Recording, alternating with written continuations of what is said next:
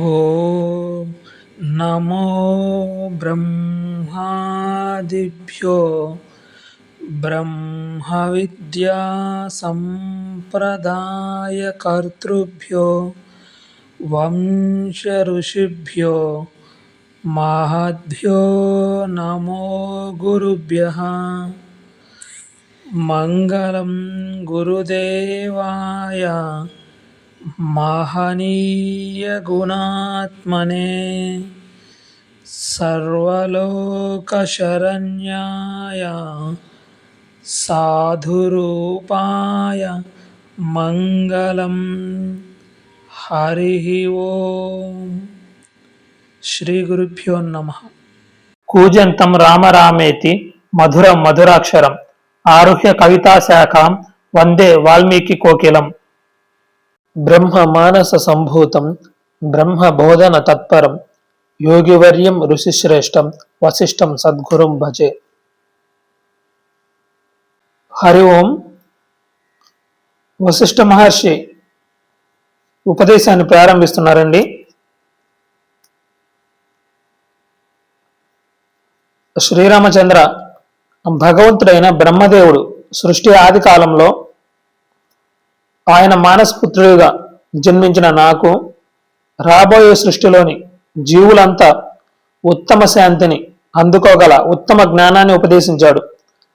అది నేను నీకు ఇప్పుడు అందిస్తున్నాను, శ్రద్ధగా విను అని వశిష్ఠ మహర్షి ఉపదేశాన్ని ప్రారంభిస్తున్నారండి. వారు బోధ చేయడం ప్రారంభిస్తున్నారు. ఇక్కడ ఒక విషయాన్ని గమనిస్తే,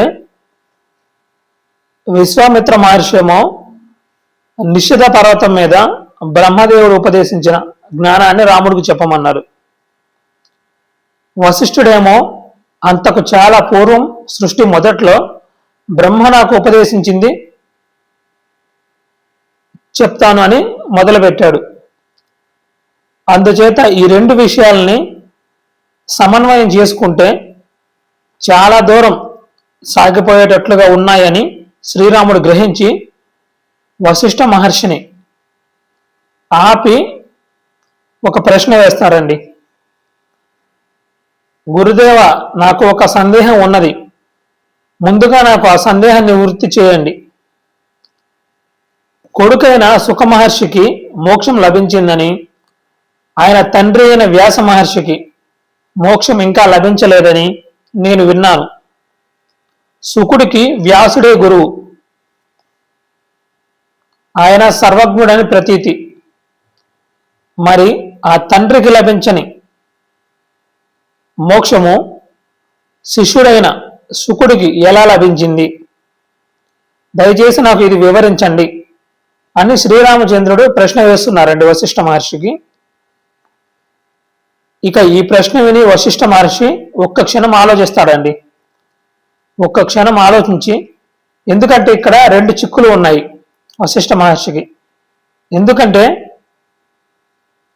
తను ఏదైతే ఈ ప్రశ్నకి సమాధానం చెప్పాలి అని అనుకుంటున్నాడో ఆ సమాధానము తను ఒక ప్రణాళికతో శ్రీరాముడికి బోధించాలి అని అనుకుంటున్నాడు కదా, ఆ ప్రణాళికలో ఇది ఒక భాగం అయిపోవాలి. ఇప్పుడు చెప్పదలుచుకున్న సమాధానం ఆ ప్రణాళికలో ఒక భాగం అయిపోవాలి. ఇక రెండవది, రాముడు వేసిన ప్రశ్నకి సమాధానం తృప్తికరంగా ఉండాలి అంటే అసలు మొదటగా మోక్ష లక్షణము, సృష్టి లక్షణము, ఇవి రెండు చెప్పాలి. ఈ రెండు అంశాలు సమన్వయం చేయాలి. అంటే శ్రీరాముడికి ఏదైతే బోధ చేయాలనుకుంటున్నారో ఆ బోధ ప్రణాళిక భాగంగా ఈ విషయాన్ని సమన్వయం చేసి చెప్పాలి.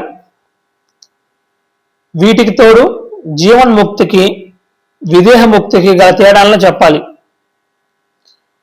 ఎందుకంటే విషయం పక్కకి పోకుండా ఆ బోధలో ఒక భాగంగా వీటిని సమన్వయం చేసి చెప్పాలి. ఇప్పుడు వశిష్ఠ మహర్షి ముందు ఉన్న పరిస్థితి ఇది. ఇదంతా ఆలోచించి వశిష్ఠ మహర్షి ప్రారంభిస్తున్నారండి. రామచంద్ర, పరమాత్మ అన్న, చైతన్యం అన్న, ప్రకాశం అన్న ఒకటే. అందుకే ఆ పరమాత్మను చిత్ ప్రకాశుడు అని కూడా అంటూ ఉంటారు. ఆ పరమాత్మలో ఇప్పటి వరకు ఎన్ని కోట్ల బ్రహ్మాండాలు లీనమైపోయాయో వాటికి లెక్క చెప్పలేం. ప్రస్తుత కాలంలో కొన్ని బ్రహ్మాండాలు జీవించి ఉన్నాయి. ఇవి కూడా ఎన్ని అని మనం లెక్క కట్టి చెప్పలేము.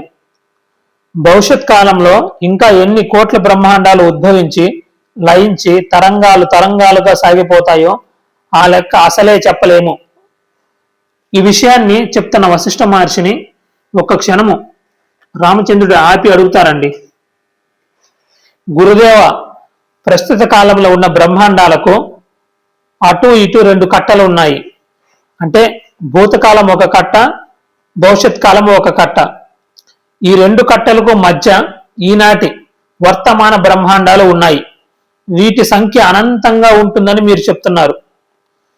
కానీ వీటి సంఖ్య భూతకాలపు బ్రహ్మాండాల కన్నా తక్కువ ఉంటుందని, అలాగే భవిష్యత్ కాలంలో రాబోయే బ్రహ్మాండాల సంఖ్య కంటే కూడా తక్కువే ఉంటుందని నిశ్చయంగా చెప్పవచ్చు. ఎందుకంటే భూతకాలపు బ్రహ్మాండాలకి ఎడం చేతి వైపు గట్టు లేదు. అంటే ఈ భూతకాలపు బ్రహ్మాండాలు ఉన్నాయి కదా, ఈ భూతకాలాన్ని ఎడం లెఫ్ట్ హ్యాండ్ అనుకుంటే ఎడం చేయి అనుకుంటే, భవిష్యత్ కాలాన్ని కుడి చేయి అనుకుంటే, ఈ ఎడం చేతి వైపు గట్టు లేదు కదండి. అంటే ఇంకా ఎడం చేతికి ముందు ఇంకా హద్దు లేదు, కుడి చేయి తర్వాత ఇంకా హద్దు లేదు. ఈ ఎడమ చెయ్యి కుడి చెయ్యి ఈ రెండింటి మధ్యలో, ఈ రెండు కట్టల మధ్యలో వర్తమాన కాలం ఉన్నది. ఈ భూతకాలపు బ్రహ్మాండాలకి ఎడం చేతి వైపు గట్టు లేదు, భవిష్యత్ కాల బ్రహ్మాండాలకి కుడి చేతి గట్టు లేదు. రెండు ప్రక్కల గట్టులు ఉన్న ఈ వర్తమాన బ్రహ్మాండాల సంఖ్య మీరు అనంతము అంటుంటే, ఇక మిగిలిన బ్రహ్మాండాల సంఖ్య అంటే ఇక భూతకాలంలోవి భవిష్యత్ కాలంలోవి వాటి సంగతి వేరే చెప్పాలా అని రాముడు చెప్తున్నారండి. ఇక వశిష్ఠ మహర్షి బోధ ప్రారంభిస్తున్నారండి. రామచంద్ర, ఈనాటి వర్తమాన బ్రహ్మాండాలన్నీ ఎక్కడ ఉన్నాయి? ఆకాశంలోనే కదా. అసలు ఆకాశం అంటే ఏమిటి? చోటు. చోటు అంటే ఏమిటి? ఏది ఉంటే రెండు వస్తువులు విడివిడిగా ఉంచడం సాధ్యమవుతుందో అది చోటు. ఇది ఒక నిర్వచనం. దీనినే మరొక రకంగా త్రిప్పితే, మనకు తెలిసిన పదార్థాలన్నీ దేనిలో ఉంటాయో అది ఆకాశం. అంటే మనకు తెలిసిన పదార్థాలన్నీ దేనిలో అయితే ఉంటాయో అది ఆకాశం. రామచంద్ర, నీకు తెలిసిన పదార్థాలలో నీ స్వప్న ప్రపంచం కూడా ఉంది కదూ. నీ స్వప్న ప్రపంచంలోని నదులు, కొండలు మొదలైనవన్నీ ఇప్పుడు కనిపిస్తున్న ఈ ఆకాశంలో ఎక్కడ ఉన్నాయో చెప్పగలవా?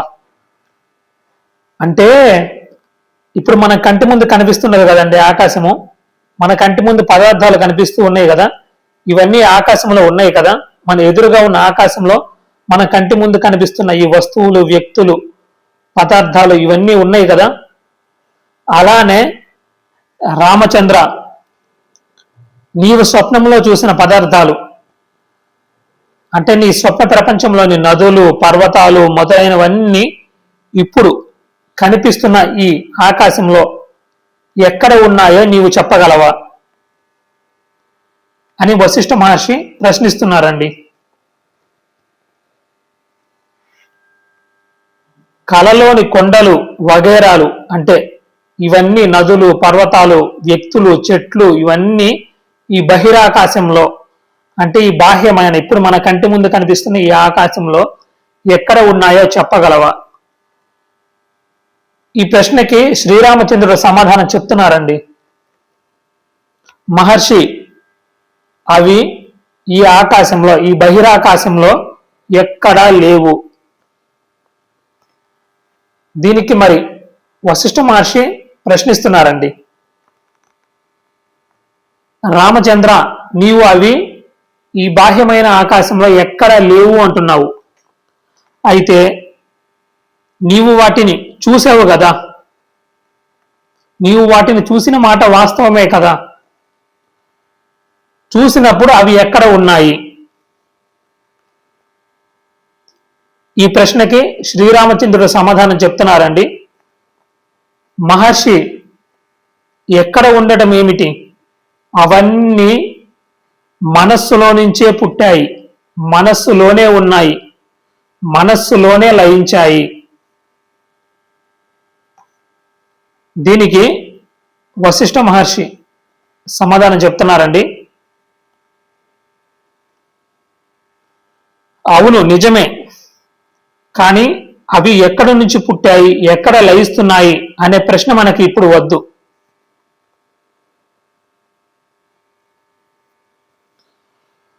అవి ఎక్కడ ఉన్నాయి అనేదే మనకు కావాల్సింది.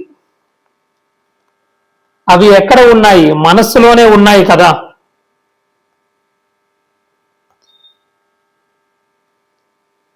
స్వప్నంలో నీవు చూసిన నదులు, కొండలు, మబ్బులు, ఆకాశము, నక్షత్రాలు, సూర్యచంద్రుడు ఇవన్నీ ఎక్కడ ఉన్నాయి? నీ మనస్సులోనే ఉన్నాయి కదా. అంటే నీ మనస్సు ఇన్ని రకాల పదార్థాలకు చోటిస్తుంది. అంటే మనం ఆకాశము అంటే ఏం నిర్వచనం చెప్పుకున్నాము? మనకు తెలిసిన పదార్థాలన్నీ దేనిలో ఉంటాయో అది ఆకాశం అని చెప్పుకున్నాం కదా. ఇప్పుడు నీకు తెలిసిన ఈ పదార్థాలన్నీ ఎక్కడ ఉన్నాయి? మనస్సులో ఉన్నాయి కదా. అంటే పదార్థాలకు చోటు ఇచ్చేది ఆకాశం అని మనం నిర్వచనం చెప్పుకున్నాం కదా. ఆ నిర్వచనం ప్రకారము నీ మనస్సు కూడా ఒక ఆకాశమే అవుతుంది కదా. అంటే నీ మనస్సు కూడా ఇవన్నీ ఉండటానికి చోటు ఇస్తున్నది కదా, అవకాశం ఇస్తున్నది కదా. అవన్నీ నీ మనస్సులోనే ఉన్నాయి కదా. కాబట్టి నీ మనస్సు కూడా ఒక ఆకాశమే అవుతుంది. నీ మనస్సునే మానసాకాశం అని పిలుస్తారు. నీవు నీ స్వప్నంలో చూసావు కదా, నీ స్వప్నంలో ఒక ఆకాశాన్ని చూసావు. ఆ ఆకాశంలో నక్షత్రాలు, సూర్యచంద్రులు, ఇప్పుడున్న పదార్థాలు ఇవన్నీ ఆకాశంలో ఉన్నాయి. అది ఇప్పుడు నీవు బాహ్యంగా చూస్తున్న ఈ బహిరాకాశం కాదు. అంటే ఇప్పుడు నీవు బయట చూస్తున్నావు కదా, ఈ ఆకాశం కాదు అది. నువ్వు నీ స్వప్నంలో చూసిన ఆకాశం కూడా నీ మానసాకాశంలోనే ఇమిడి ఉన్నది. ఇప్పుడు స్వప్న ప్రపంచం ఉన్నది కదా, స్వప్న ప్రపంచంలో వస్తువులు, వ్యక్తులు, పర్వతాలు, నదులు, సూర్యచంద్రుడు, నక్షత్రాలు, ఈ గ్రహాలు ఇవన్నీ ఉన్నాయి కదా. ఆ ప్రపంచంలో ఉన్న ఇవన్నీ ఎక్కడ ఉన్నాయి? మనస్సులోనే కదా ఉన్నది. అంటే మానస ఆకాశంలోనే కదా అవన్నీ ఇమిడి ఉన్నది.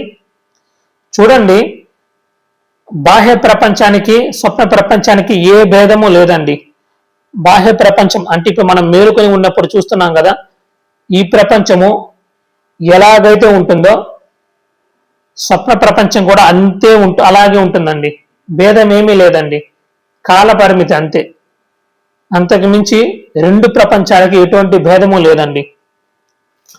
ఇప్పుడు నీ స్వప్న ప్రపంచంలో ఉన్న ఈ నక్షత్రాలు, సూర్యచంద్రులు, గ్రహాలు, ఆకాశము, వస్తువులు, వ్యక్తులు ఇవన్నీ ఎక్కడ ఉన్నాయి? నీ మానసాకాశంలో ఇమిడి ఉన్నాయి కదా. ఈ విషయాన్ని నీవు బాగా గమనించురామా.